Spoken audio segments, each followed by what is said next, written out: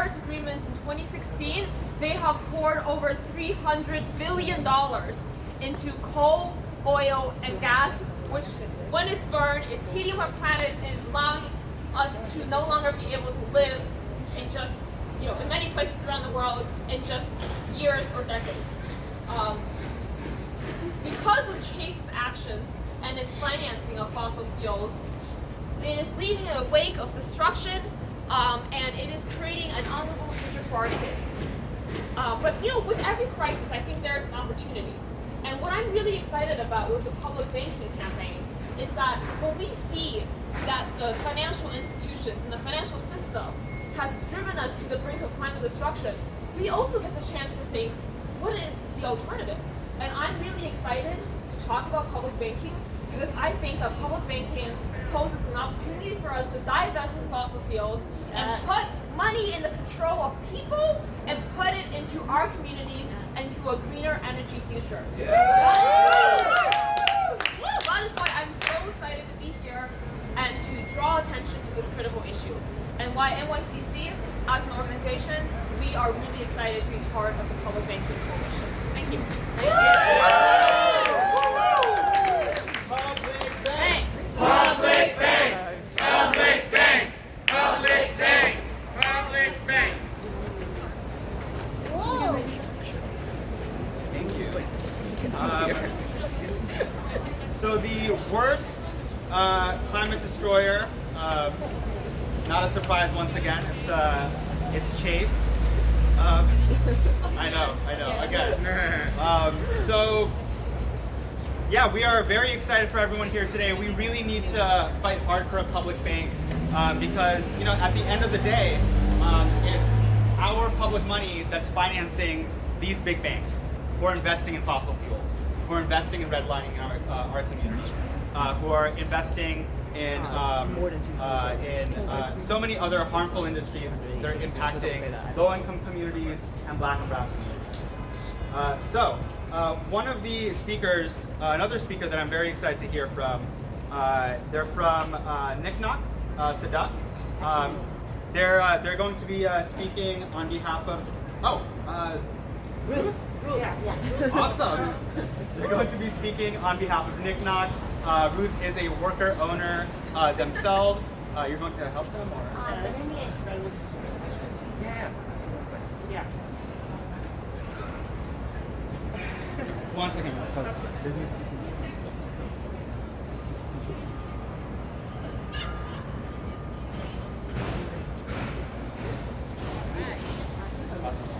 We're good, everyone. Thank you.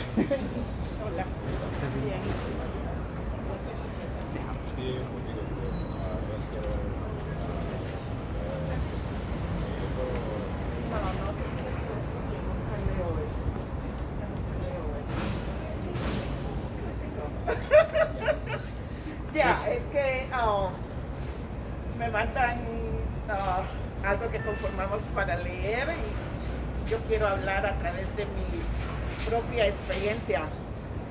She's saying they gave her a script, but she wants to talk from the heart. She wants to talk from her experience. Yeah. Woo! Woo! So I'll try my best. Mi nombre es Ruth López Martínez. How do you say it? Ruth López Martínez. My name is Ruth Lopez Martinez. Soy una dueña trabajadora de la cooperativa Palanque Green Canes. I am a Palanque Green. Green Front Yeah. Coalition. Green Co-op. Yeah. Co-op. Y también pertenezco a NINOD, la red de cooperativas de la ciudad de Nueva York. La red de cooperativas NINOD. I'm not native Spanish speaker, but I know these acronyms. Yeah, there's a lot of names. So, part of the network of worker cooperatives in New York City or NICS. Y también estamos en este proyecto pues de un banco público porque es algo que nos está afectando a todos, ¿no?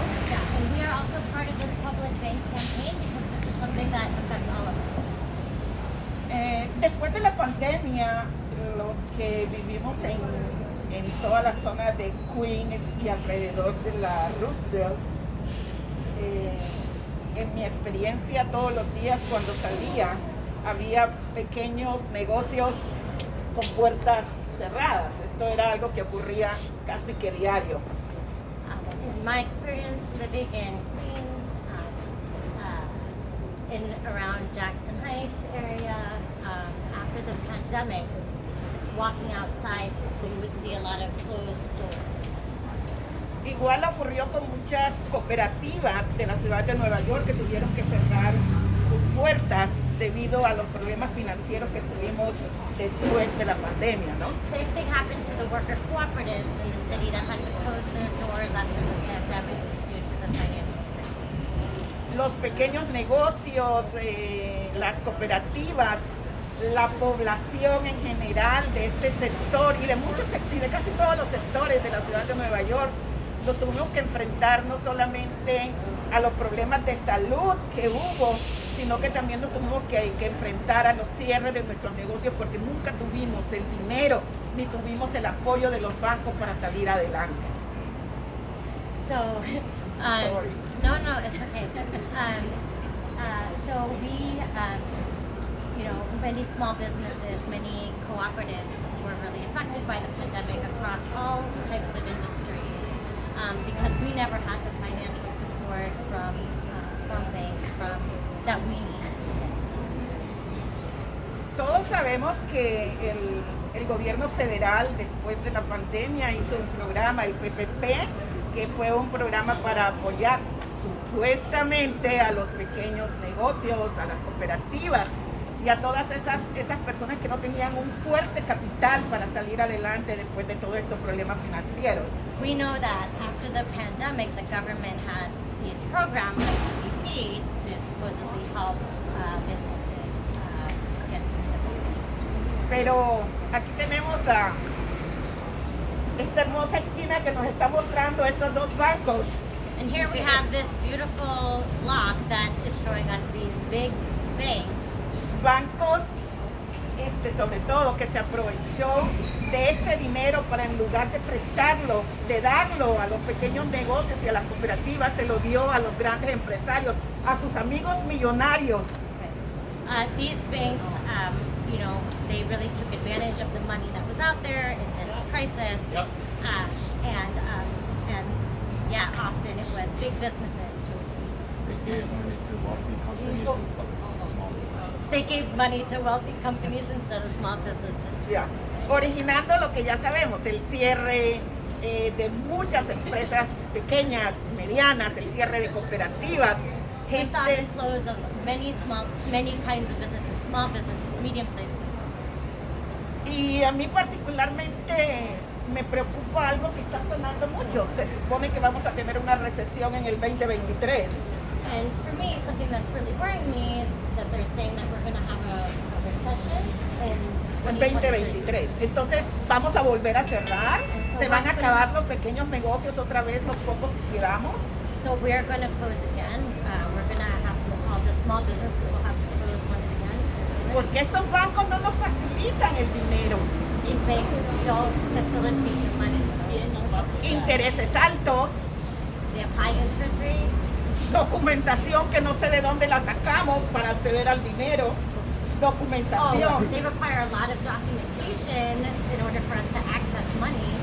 Entonces, los pequeños negocios y las cooperativas, mientras que no exista un banco público que nos facilite el acceso al capital con intereses módicos, vamos a cerrar, vamos a fracasar.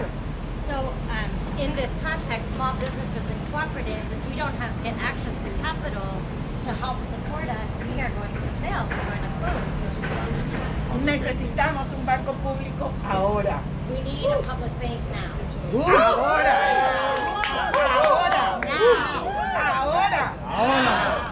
Porque si no, estamos destinados, no sé, a no existir definitivamente. Because if not, we're destined to not exist effectively. Necesitamos este apoyo de todos ustedes para salir adelante y para que este banco sea una realidad ahora. We need the support of all of you so that this public bank becomes reality now. Banco Público, now. Public Ahora. banking now. Ahora. Now. Thank you. So thank you for bearing with us. We had a speaker who was supposed to come, but they couldn't make it.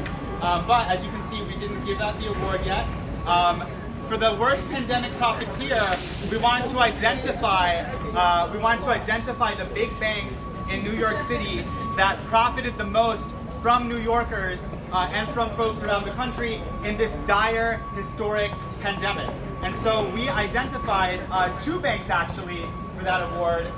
One of them, so both of these banks actually work together to disenfranchise small business owners and worker owners like Ruth from the PPP loans. Instead, they prioritize their wealthiest clients like Shake Shack, right? Like instead of small businesses and worker owners in New York City. I'm sure many of you have seen one of your favorite small businesses or worker co-ops shut down during the pandemic.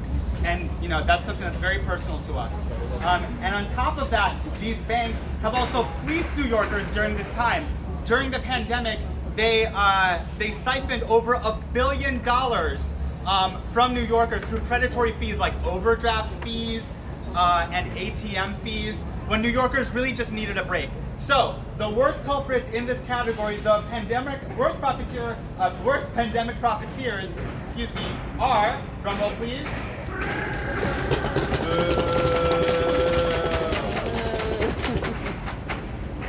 Citibank and JP Morgan Chase. It's bad. It's a double whammy. These banks are awful. They're taking advantage of New Yorkers when we're down. They're kicking us when we're down. They're not providing us services. They're not investing in our communities. So why should we continue to do business with them? Why should our city continue to put deposits in those accounts? They should not. We need a public banks that would work with credit unions like the Lower East People Federal Credit Union, like the Brooklyn Federal Cooperative, that would actually work with worker owners, with small businesses like Ruth, to keep them open, to give them the financial support that they need. These are not the kinds of banks that are going to overdraft charge you, that are going to charge you ATMs during a historic pandemic. There's your banks that are going to have your back. And so that's why we need a public bank to support them so we could get the investments that we need in our communities. So, our last speaker will present a very special award. Many of these banks are standing out as worst offenders in specific categories. This is more of an aggregate category. The next person will present the Lifetime Aggrievement Award. So this is a bank that has the distinction of being very bad in a lot of different ways, and we want to make sure that we dishonor them today. So I'm very proud to introduce a speaker from East New York CLT who is doing great work in New York City. Please welcome Brianna Solin. Hi everyone, I'm Brianna. I'm with the East New York CLT. We're a public group that's trying to get democratic control over city-owned vacant lots. I'm honored to be presenting this award. So big banks invest in many horrible things. While many banks that have received awards today are often the worst offenders in their respective categories, we also want to acknowledge a big bank that has earned the Lifetime Aggrievement Award. And that award goes to... Drum roll. Bank of America. So Bank of America has been a strong runner-up in every category, and we don't want to leave them out from the public shaming today. So Bank of America has siphoned millions from New Yorkers during the pandemic through predatory fees and investing massive amounts in fossil fuels, especially fracked gas. Ooh. Despite widespread reports from security risks on the Zelle platform, Bank of America encouraged customers to link their Zelle accounts to their bank accounts without offering fraud protections. Shame. And now the bank refuses to pay back any customers who've been scammed. Shame. Bank of America also played a major role in the subprime mortgage crisis, especially after it acquired Countrywide Financial, becoming the biggest mortgage lender and loan servicer in the nation. It then went on to make some of the riskiest mortgage loans in the country, becoming a poster child for predatory mortgage lending. And of course, we know this led to the 2008 financial crisis, which has acutely harmed low-income Black and Brown communities like East New York. Shame. So we call for a public bank. Woo!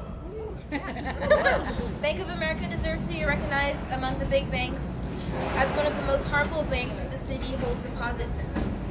New York City should not continue to do business with Bank of America and allow the bank to continue to profit from our public money. We deserve a say in our money, just like we deserve a say in our vacant city lots. So we call for a public bank. Woo! Woo! Our public dollars need to be working for us and for organizations like East New York CLT. We need proactive and smart solutions like public banks, which is working to leverage underutilized city assets for community-controlled development. We're working for development without displacement, and with that we need public support and a public bank. Aye. Public bank. Public bank. Public bank. Public bank. Public bank. Thank you so much to everyone who came out here today. I don't know if you guys feel this way, but our coalition is strong. Our movement is strong.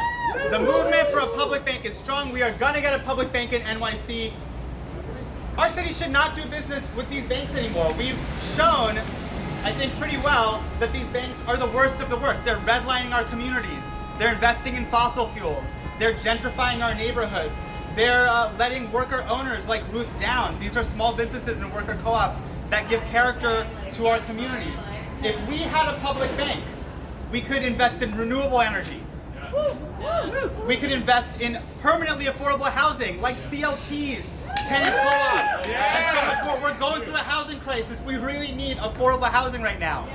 We could make sure that worker owners like Ruth, that small businesses that have built the characters of our neighborhoods in New York City are supported with responsible financial institutions from folks like the Lower East Side People's Federal Credit Union, like people like the Brooklyn Federal Co-op. We have the opportunity here in New York City. We've deposited over $100 billion with these banks, and they're the ones in the driver's seat right now. They're getting to decide what our neighborhoods look like.